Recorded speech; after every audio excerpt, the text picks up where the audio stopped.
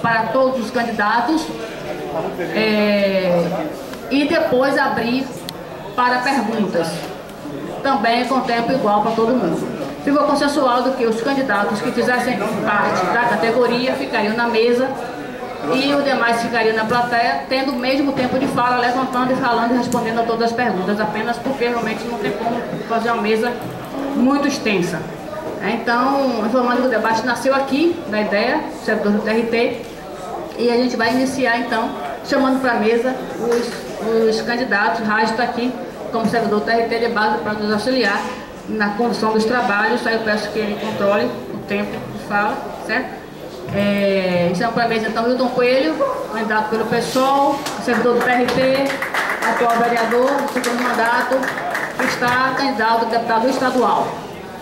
Chamamos para compor a mesa também Francisco Filho, pelo Patriota, servidor do Justiça Militar, candidato a deputado federal, já falei, pelo Patriota. Leonardo dos Prazeres, ele não vem hoje, disse que tem um compromisso na diária, não pode vir. E Tereza Messitieri não respondeu ao nosso contato. Então a gente vai com a mesa só com eles dois e vamos anunciar a presença de Mário Diniz, do PSOL. Ele é auditor fiscal do trabalho e é candidato a deputado federal. Marcos Boa, do PSOL também, ele é candidato a deputado federal, ele trabalha no Ministério Público do Trabalho. Hamilton Assis, ele é servidor municipal da Educação do PSOL, está candidato a deputado federal também. E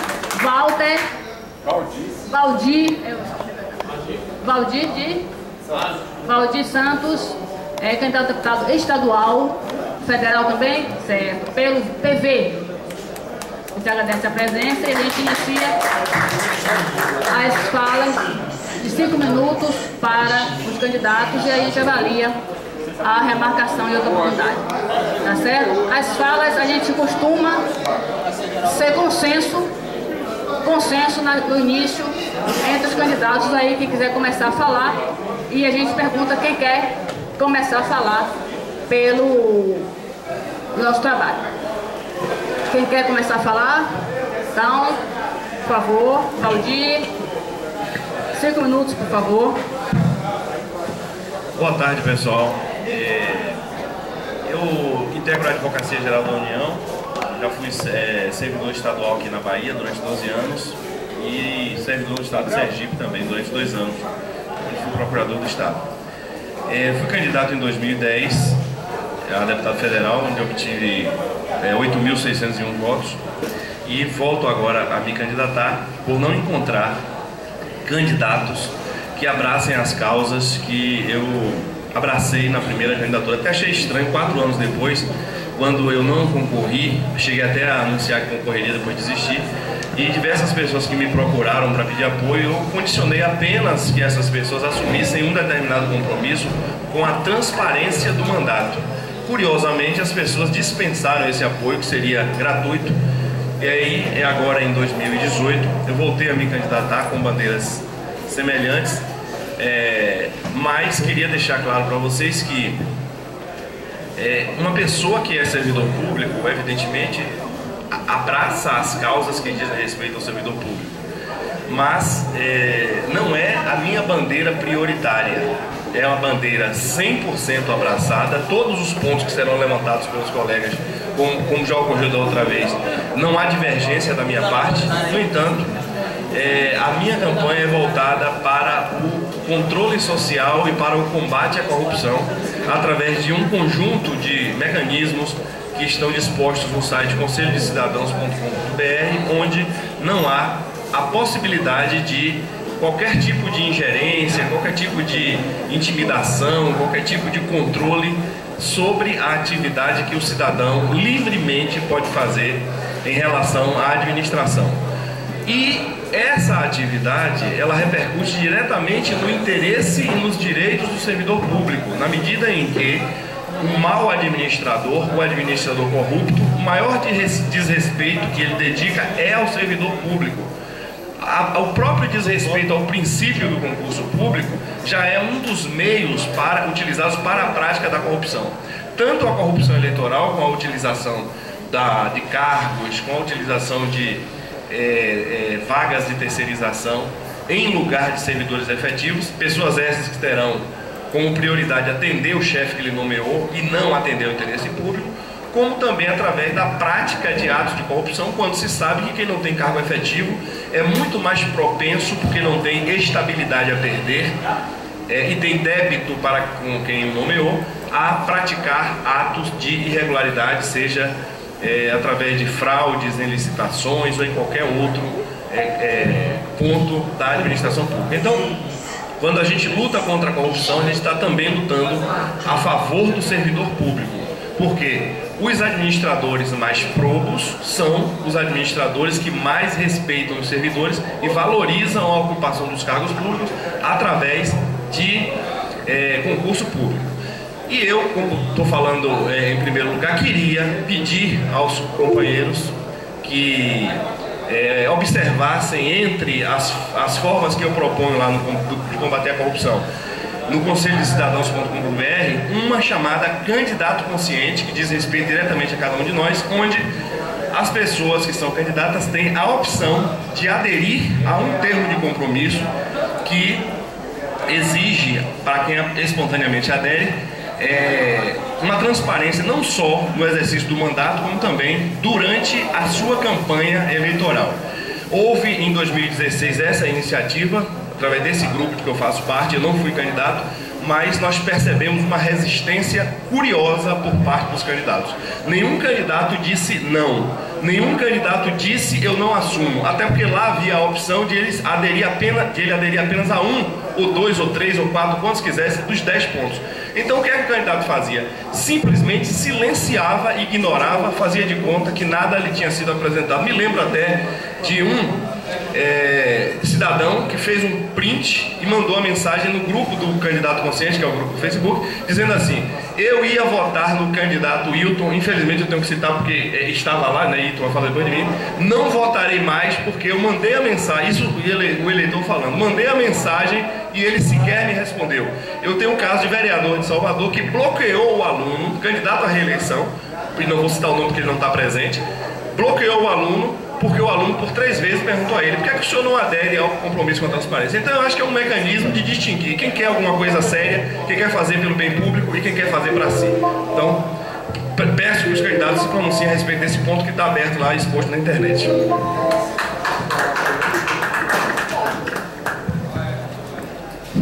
Alguém quer falar? Valdir, eu vou começar, porque de alguma forma você me indagou, né?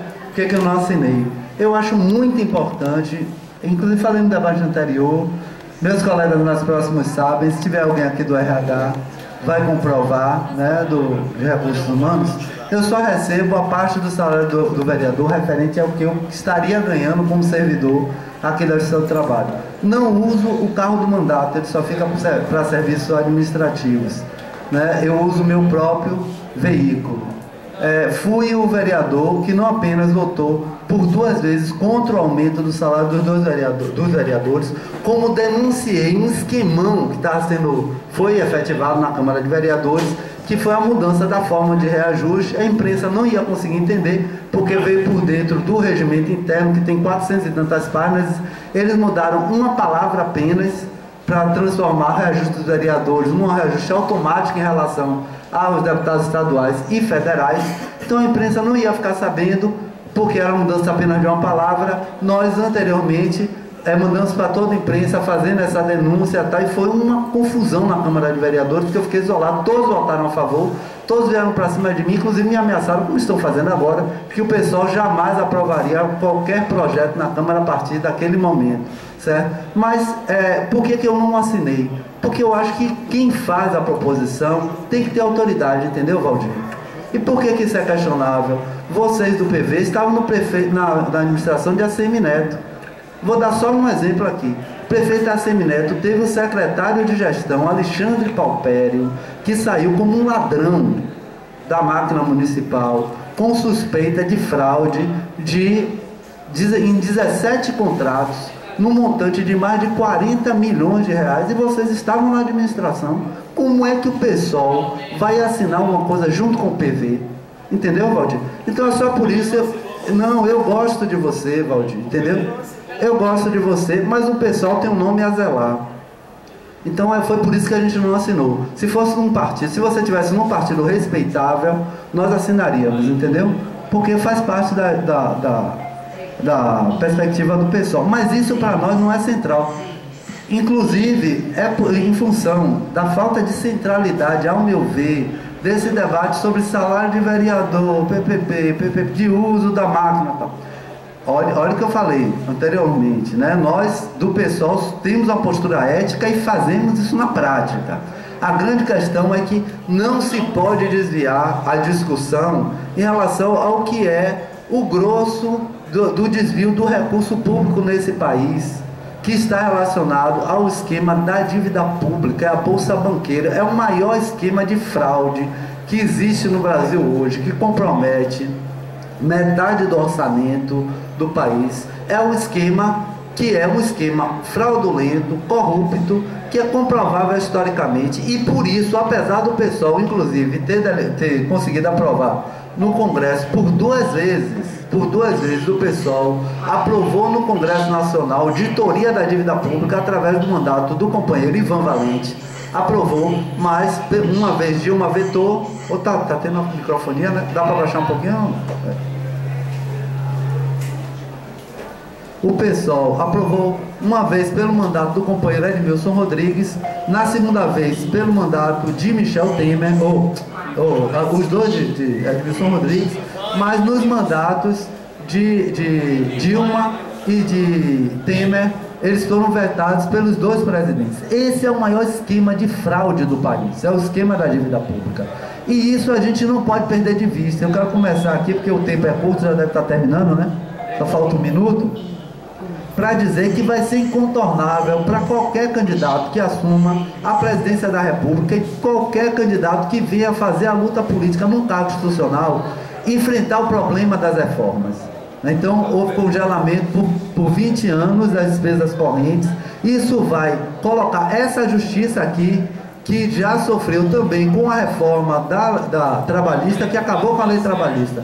Essa justiça vai virar vai virar um entulho, porque ela, se continuar vigorando a reforma trabalhista, nossa justiça do trabalho não vai ter mais qualquer função, e isso aliado ao fato do Estado brasileiro estar reduzindo completamente os seus investimentos, seus gastos com despesas correntes, vai transformar isso aqui num aparato que deve ser extirpado. Né? Então eu quero dar esse exemplo, mas dizer que a primeira tarefa, só para começar o debate, que nós vamos ter que ter é, primeiro, a luta, concluindo, pela revogação de todas as reformas e contra a reforma previdenciária.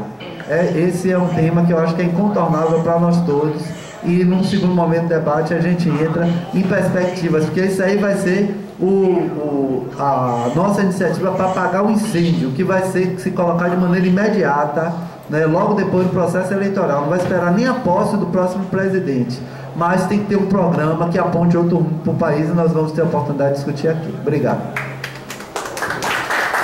Obrigada. Quem continua? Francisco, pode ser você? Mário. 7. Marcos, Marcos Lisboa, pelo PSOL, candidato do MPT, Ministério Público do Trabalho. Obrigado, Marcos, pela presença. Boa tarde a todos e todas. Eu sou Marcos Lisboa, nasci e moro há 51 anos no Nordeste de Amaralina, onde existe uma militância comunitária.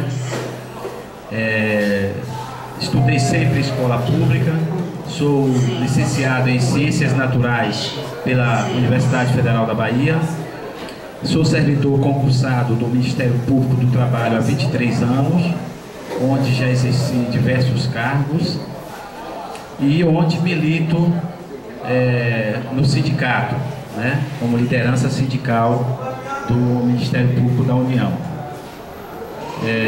Sou candidato a deputado federal pelo PSOL, e o PSOL tem claramente, como colocou o companheiro Wilton, claramente as definições do seu papel frente aos ataques do governo que aí está e as reformas que foram implementadas ou aquelas que se pretende implementar. Então nós temos claro o nosso papel, que é lutar para revogar as reformas que foram impostas e que só prejudicam os menos favorecidos, os trabalhadores. A reforma trabalhista foi anunciada como a salvação para o desemprego, e a gente está vendo que o desemprego só faz crescer mesmo com a reforma trabalhista. E a reforma previdenciária está aguardando somente, como o Milton colocou, o processo eleitoral. Nós não podemos descuidar. A dívida pública é um outro problema que a gente vem lutando para fazer auditoria da dívida pública e a gente não tem conseguido, mas não podemos perder esse foco. Ontem o Supremo Tribunal Federal aprovou a terceirização irrestrita, ou seja, vai poder se terceirizar tudo.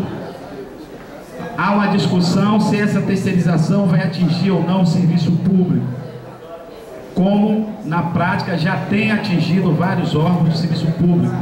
É mais uma pauta de luta. Então vocês percebam o rumo que o nosso país está tomando e a necessidade premente de cada vez mais nós fortalecermos a luta. E para isso nós precisamos de parlamentares comprometidos, verdadeiramente comprometidos com os anseios do povo trabalhador, daquela sociedade que mais sofre com essas mudanças. E essas são algumas das bandeiras de luta que eu tenho como candidato a deputado federal. A defesa da soberania nacional contra o entreguismo do país ao mercado. A defesa de um serviço público de qualidade e de uma remuneração digna para os servidores e melhores condições de trabalho. A defesa dos trabalhadores, dos desempregados, do povo de rua. A defesa das minorias, negros e negras, quilombolas. Então, muito tem que ser feito, muito tem que se lutar. Mas a primeira mudança acontece com cada um dos eleitores. A primeira coisa que tem que mudar é esse Congresso Nacional. É a primeira mudança que tem que ser feita, porque se nós não mudarmos o Congresso Nacional, não colocarmos lá parlamentares verdadeiramente comprometidos com os anseios da população, a gente não consegue avançar. Obrigado, candidato. Quem se habilita? Francisco Filho. Usa esse microfone. Boa tarde a todos. Bem, meu nome é Francisco Filho, sou candidato a deputado federal pelo Patriota 51. O Patriota 51, ele fez uma coligação proporcional com a Rede de Sustentabilidade na Bahia. E a gente vai dar aqui alguns informes daquilo que a gente pretende defender ao longo dessa campanha. A gente acabou de assinar a Carta de Princípios da FONACAT, né? Já entregamos aí ao sindicato, em defesa do serviço público. E nós vamos aqui apresentar algumas coisas que fizemos. Eu fiz esse boletim, que é um boletim pessoal, né? Com aquilo que eu penso, a minha história de vida, as profissões que eu já exerci ao longo da minha vida, como por exemplo servente de pedreiro, zelador, doméstico. Eu já exerci todas essas profissões. E também criei um site, né? O site é www.franciscofilho5144.com.br. Nunca fui candidato a nenhum cargo político. E já fiz a minha apresentação na outra debate que teve. E a gente vai dizer aqui algumas propostas que a gente defende. Por exemplo, a questão do combate à corrupção, eu entendo como primordial a gente fazer uma reforma de concepção das normas constitucionais que se referem aos poderes no Brasil. Na minha concepção, há um entrelaçamento de favores na atualidade pelas normas constitucionais vigentes. Então a gente tem que buscar essas reformas, e não é uma reforma pontual, é uma reforma que envolva os três poderes, atingindo os três poderes, porque há um entrelaçamento entre judiciário, legislativo e poder executivo. A gente entende como primordial a candidatura avulsa, né, sem filiação partidária, que os cidadãos possam ser candidatos sem estar necessariamente filiados a partidos políticos. A gente fez uma fala no debate passado sobre a reforma da Previdência. Em função do tempo, a gente vai só dar uma pincelada. Nós somos contra a PEC 287 de 2016. Né? A gente é a favor do fim das aposentadorias especiais dos parlamentares. E nós precisamos fazer uma análise profunda sobre as isenções e subsídios concedidos a grupos empresariais, né? Inclusive no governo Dilma, no governo Lula, no governo FHC, para que a gente possa aí sim pensar numa reforma que possa viger para os novos trabalhadores e servidores públicos. Esse é um ponto que eu coloco. E aí entra também a questão da auditoria da dívida pública, entendeu, Hilton? Uma coisa que a gente também vai fazer a defesa é contra o ensino da ideologia de gênero nas escolas para crianças. A gente entende que essa ideologia que vai ser ensinada para as crianças, eles buscam de alguma forma alterar o conceito da natureza biológica que a criança nasce. Isto é uma construção cultural e social que a criança adquire ao longo da vida. Nós entendemos que a criança com 6 anos de idade não tem condições de compreender este ensino dessa ideologia. A gente entende que este ensino dessa ideologia de gênero para crianças vai confundi-la, vai torná-la mais frágil ainda no seu processo de criação, porque ela não está preparada para esse momento, para recepcionar esse ensino da ideologia de gênero para as crianças. Então a gente vai defender contra o ensino da ideologia de gênero para a criança nas escolas a partir dos 6 anos de idade. Eu entendo que crianças, elas devem ter o seu desenvolvimento natural com a criação dos pais e com a educação pela escola e criação dos pais. Né? A gente defende a concepção da família e a unidade familiar. A gente entende que a Lei Rouanet, que hoje é destinada para que seja um financiamento de artistas famosos, que essa lei seja destinada apenas para a escola pública, para a promoção da arte, cultura e promoção também do ensino de música para todas as crianças. A gente entende que esse dinheiro não pode ser usado por artistas famosos que depois vão cobrar ingresso na bilheteria e enriquecer à custa do dinheiro público. Nós somos contra o fim das indicações, somos a favor o fim das indicações de ministros a tribunais superiores e tribunais de segundo grau. A gente entende que deve haver um desenvolvimento na carreira e esses ministros que tomam posse tanto em segundo grau como no terceiro grau e no quarto grau tenham um mandato no máximo de 5 anos, para que eles não se empoderem com o poder e não se consolide ainda mais esse entrelaçamento de favores que existe hoje na concepção normativa constitucional da República Federativa do Brasil. Bem, defendemos o concurso público, apoio ao projeto Escola Sem Partido, criação de creche, segurança pública, uma segurança mais federalizada, com complementação pelos estados e municípios também, e pelo fim dos privilégios parlamentares e redução de impostos para pequenos e médios empresários. Obrigado.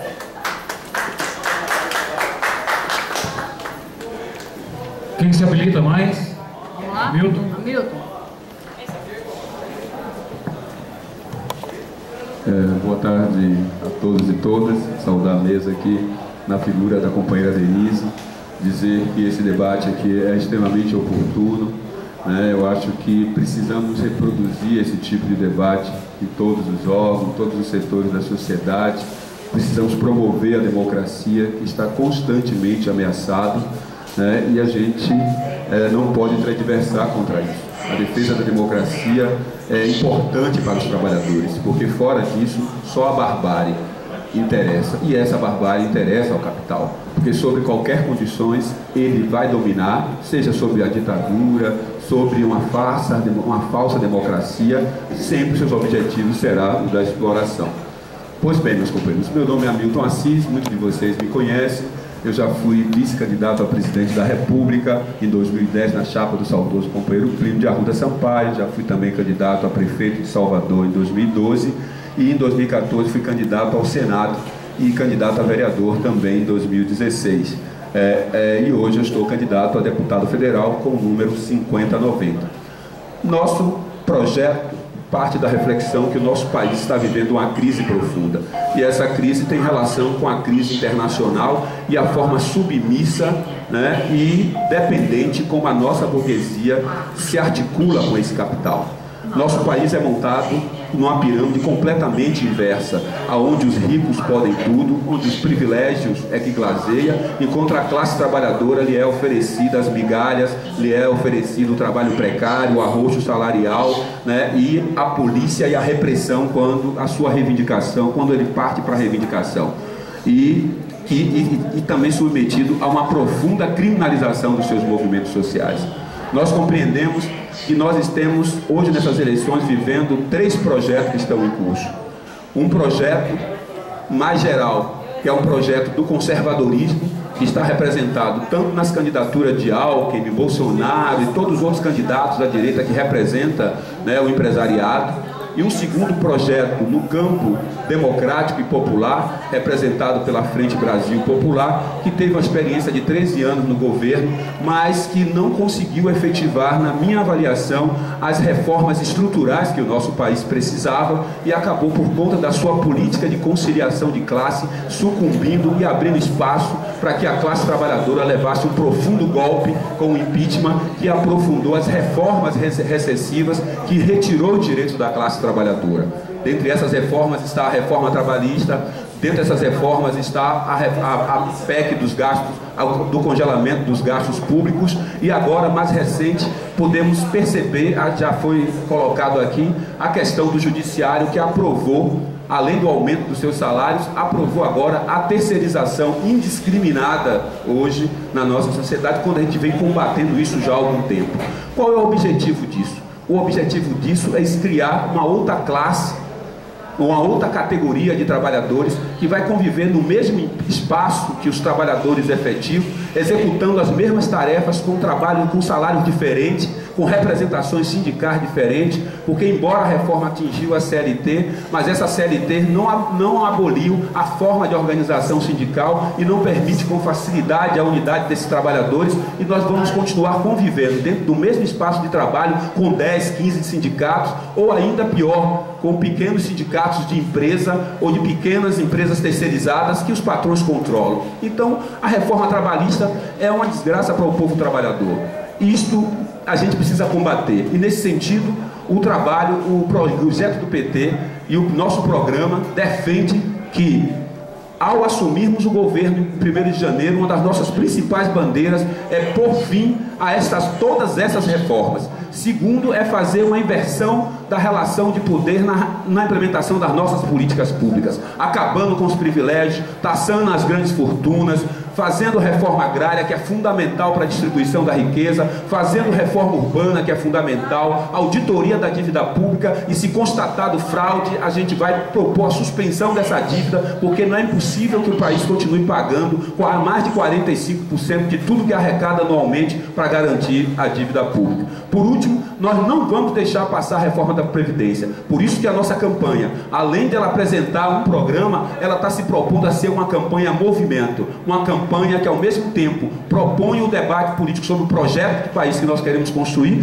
mas ao mesmo tempo mobiliza, organiza e prepara os trabalhadores para enfrentar qualquer que seja o governo que seja eleito, porque nós não vamos continuar admitindo o aprofundamento dessas reformas. Portanto, o pessoal pretende liderar a classe trabalhadora para, em qualquer circunstância, seja eleito ou não o seu projeto, fazer com que a classe trabalhadora se defenda autonomamente para garantir que essas reformas não continuem sendo implementadas. Por isso tudo, eu peço o seu voto e espero que no dia 7 de outubro vote com o pessoal 50 e com Hamilton 50-90 e Hilton Coelho, deputado estadual, 50-150. Muito obrigado.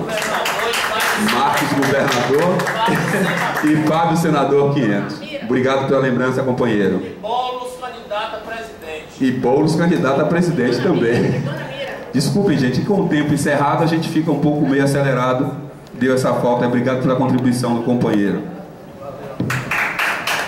Obrigado, Milton. Quem se habilita?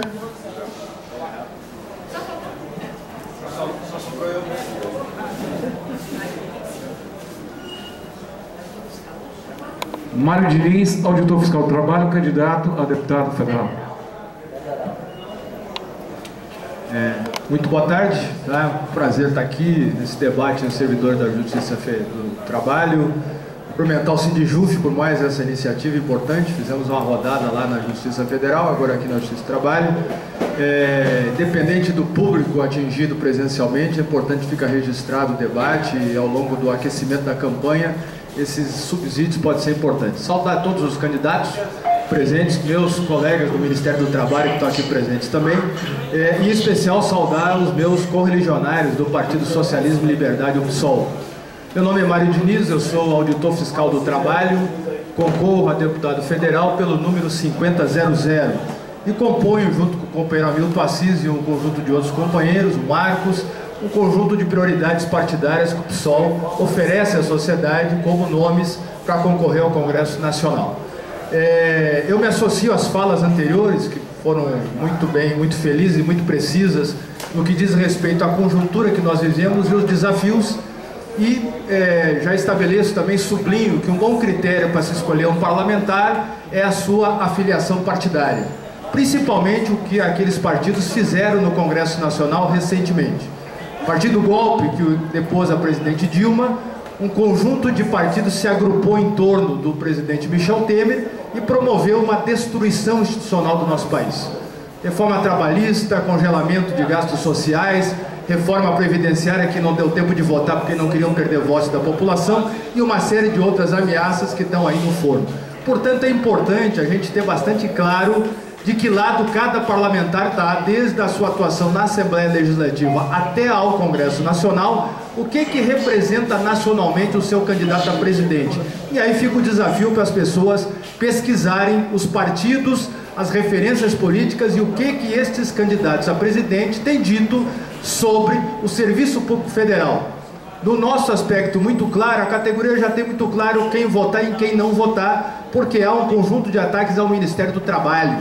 Conjunto de candidatos já se expôs claramente que num país onde metade dos trabalhadores brasileiros vive na situação de informalidade, nós vamos extinguir o Ministério do Trabalho. Sensacional, né? Deveria também extinguir o Ministério da Saúde, porque aí resolve o problema da saúde, não há mais problema. Então essa lógica de governar o país com os olhos vendados, fazendo de conta que o problema não existe, é o grande desafio do colega servidor público federal de fazer a sua investigação, porque quem está falando aqui não é um indivíduo, não é uma questão de simpatia pessoal ou empatia pessoal, mas representa sim um projeto político. Importante dizer que hoje, Hamilton, Hilton, Marcos, estabelecemos um debate nos marcos do voto no STF em favor da terceirização irrestrita. Isso, meus amigos do Ministério do Trabalho e da Justiça Federal do Trabalho, praticamente revoga os marcos dessa justiça. Porque revoga a pedra angular do direito do trabalho, que é a proteção à relação de emprego. Portanto, a lei de terceirização irrestrita, que tem agora, lamentavelmente, a chancela do STF, uma corte cada vez mais política e menos jurídica, a reforma trabalhista e a reforma previdenciária que está no forno, colocam as carreiras das instituições que regulam as relações de trabalho no país, Ministério do Trabalho, Procuradoria do Trabalho e Justiça do Trabalho, no olho do furacão e na marca do pênalti para sua extinção, virtualmente falando.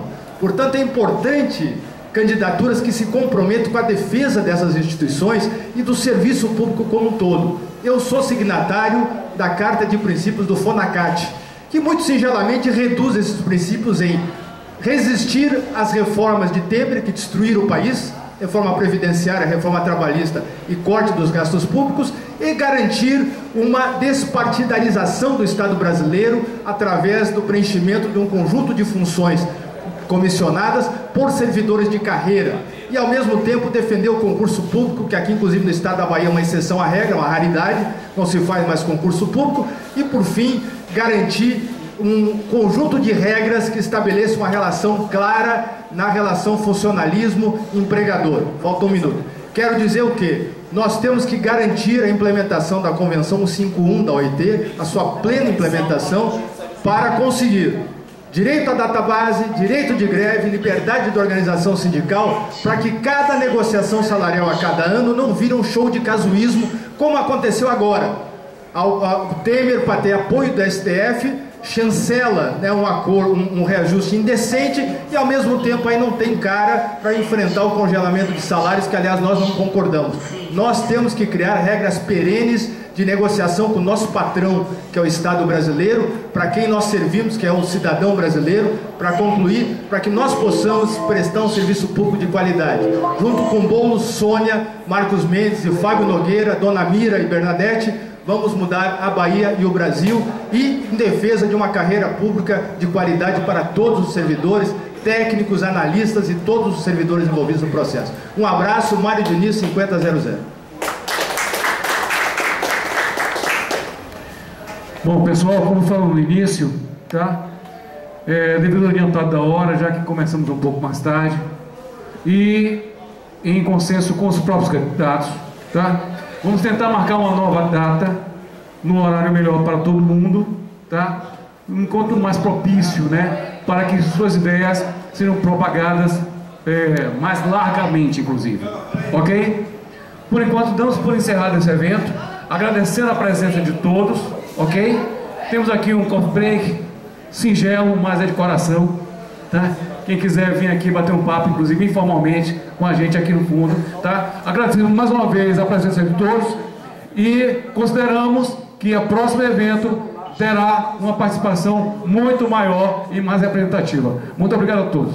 Aos servidores, lembramos que teremos a Assembleia Geral na quarta-feira que vem na Justiça Federal.